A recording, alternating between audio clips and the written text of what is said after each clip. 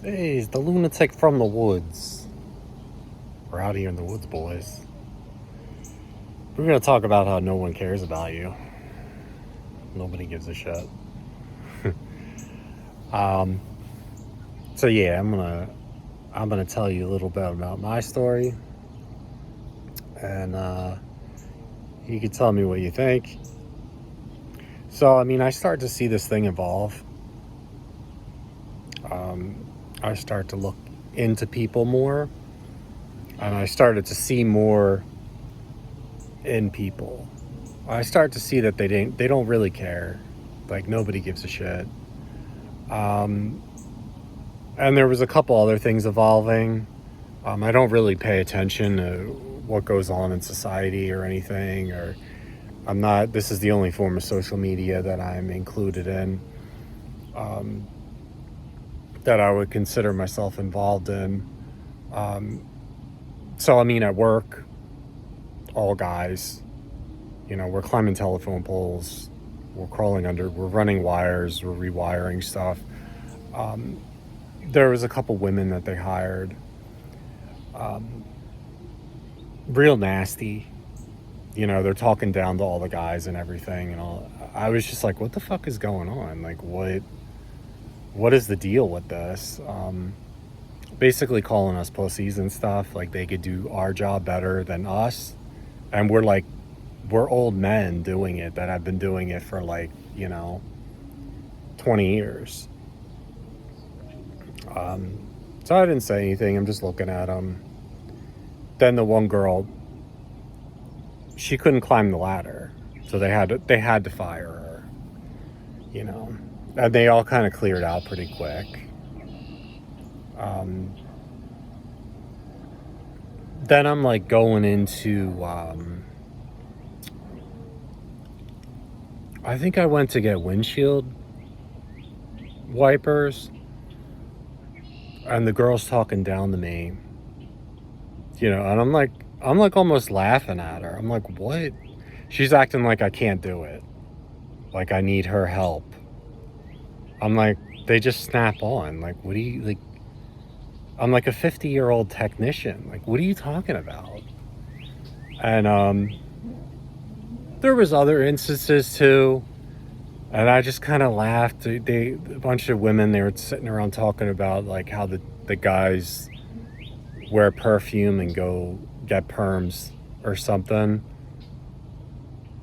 And I'm like, well, and they keep looking at me like I'm gonna get mad and flip out. So I was laughing, and I was like, well, I'm not even a part of that generation. There's like 2 generations behind me. I guess they're talking about the Zoomers. Like I'm like Generation X. It's like it's a couple generations behind me. We didn't act like that when we were kids.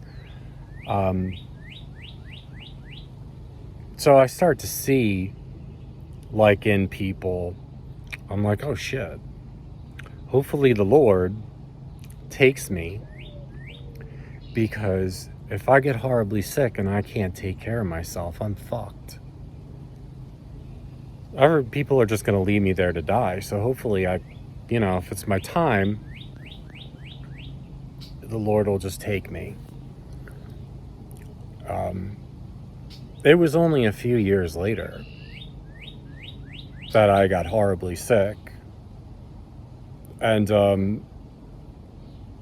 man, like the sheer coldness of people, it's brutal. I start to pick that up before, but I was shaking in pain most of the time.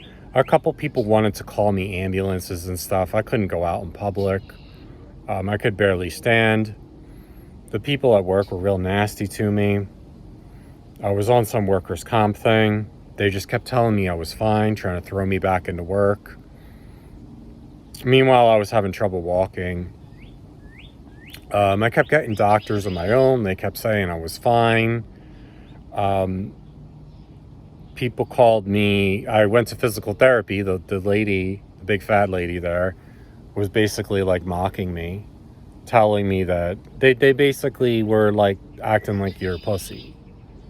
and you can't deal with pain while I'm like convulsing in pain, like trying to walk. Like it was, when I say it was bad, it was bad. It was the worst pain that I've ever felt in my life, and it did not let up. It went on for like years, like 2 years. I mean, they said I needed a psychiatrist, that I had anxiety. I was like, well, I'm like 50 years old. I've never had anxiety once in my whole life. Now all of a sudden I hurt myself and I have anxiety.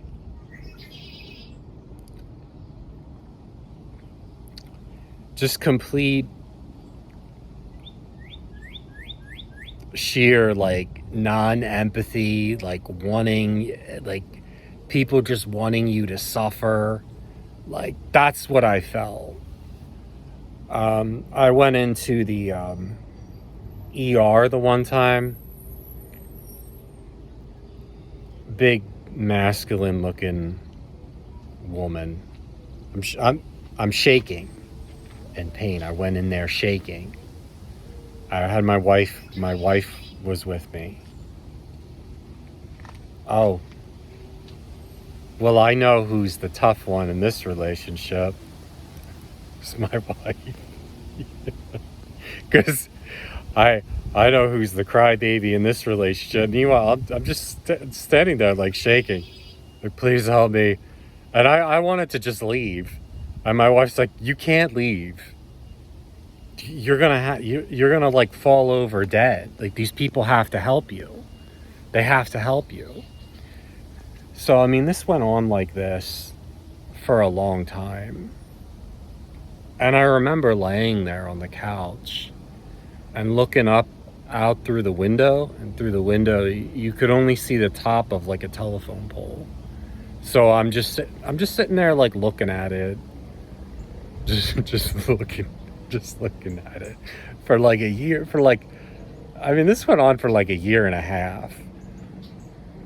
The workers' compensation ran out, the disability ran out. Then they wanted to fire me. I had no income, barely able to walk. I like a year later, I barely mustered up. I was a little bit better. I had the special diet and everything, which helped me out to a certain extent with my problems. It was brutal, but I mean, really, like, I mean, and even that, like, on top of that, I couldn't work. Like, I couldn't work. My wife just like, oh, you got to get a job. Blah, blah, blah. What are you gonna do? I'm leaving. I mean, she was just ready to dip out right there. And this is a woman that I'd known for 20 years. Just leave me to die, you know? So, I mean, when I say no one really gives a shit about you, nobody cares about you. Nobody does. I mean, you could see it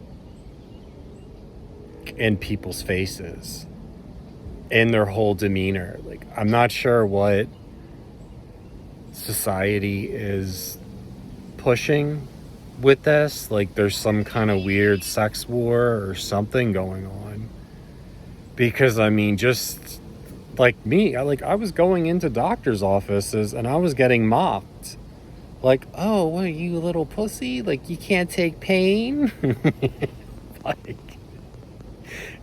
not looking at anything. Just telling me I need a psychiatrist. Really cold shit. Like, about 2 years later, I found out that, like, my spine was crooked and it was straightening up, and then my secondary muscles were taking control. So after a while, like, you would hurt yourself, and after a while the secondary muscles would just give in, because they're not they're not strong enough to take the job of the primary muscles. But that actually made perfect sense. Like that explanation, that was really the only explanation that I've ever gotten. So I'm in like therapy right now, and it seems to be working. It seems to be helping. But that's why I promote semen retention, because I noticed that nobody cares and people are just going to leave you out to die. Like, even if for the guys that have wives, if you're not providing anything, they're just going to leave you out to die. Nobody has your back. Nobody does. Then I was getting like all these warnings of these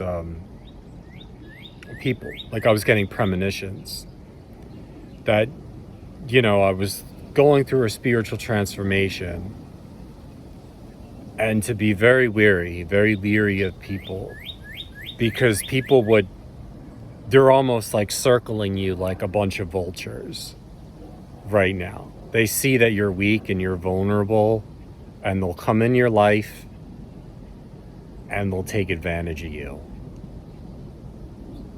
And that did happen. There was people that posed as my friends. I talk about witches and shit. These people that came into my life posing as friends. I got a low paying job. I forced myself to go to that, even though I was in agonizing pain. I tried to cover it up as much as I could, and I think I did a pretty damn good job, but I showed up there every day in pain all the time and just going through this job. And I had one of the most toxic, abusive bosses that I've ever met in my whole life. And she was one of these people that these premonitions kind of warned me about. She would play mind games with you. She would tell you that she told you a bunch of stuff, then she would say that she didn't say it. If she found out you wanted a certain shift, she would go out of her way to make sure that you didn't get it. She's had tons of complaints. Just crazy. And then there was another weird lady that was like giving me stuff. Like it attracted like a bunch of like witches, people that were doing witchcraft, and that wanted your energy. They saw that you were weak and they were coming into your life, trying to control you. And I had premonitions about that. I had dreams and stuff to protect myself, that I was going through this spiritual transformation and that I was in a weak state, and to be on the lookout. But there was a few people. I think back now, I didn't really think anything of it. I'm like, oh well, I'm just vulnerable right now. And I could tell that I was vulnerable, but I had no idea that those people were like that. But I shut them out real quick. But yeah, just a bunch of ridicule, like people like trying to humiliate me, and just horrible shit. Nobody should ever have to go through that. That's why I talk about semen retention, because semen retention, like, you retain your seed and you don't watch dirty stuff. Like, all this stuff is weakening you, like alcohol, drugs, masturbation, like dirty stuff on the internet that you guys are watching. All this stuff is making you weak. You're not susceptible. So, when you practice all this stuff, you just get stronger. You start to spot it out more. Because this stuff is here to hurt you. These demons, they want to see you in pain. They want to see you miserable. They want to see you suffering. I've seen it. In my last thing, I talk about visions of hell. So yeah, I got a journal up there. I'll put the journal up there. I'm going to start it again. I think I'm on day like 13 or something, but I'll start it up again. Yeah, just a cold world. what society is evolving into. I don't feel like it was always like this, but it's just getting bad. Take care of yourself, guys. Be well.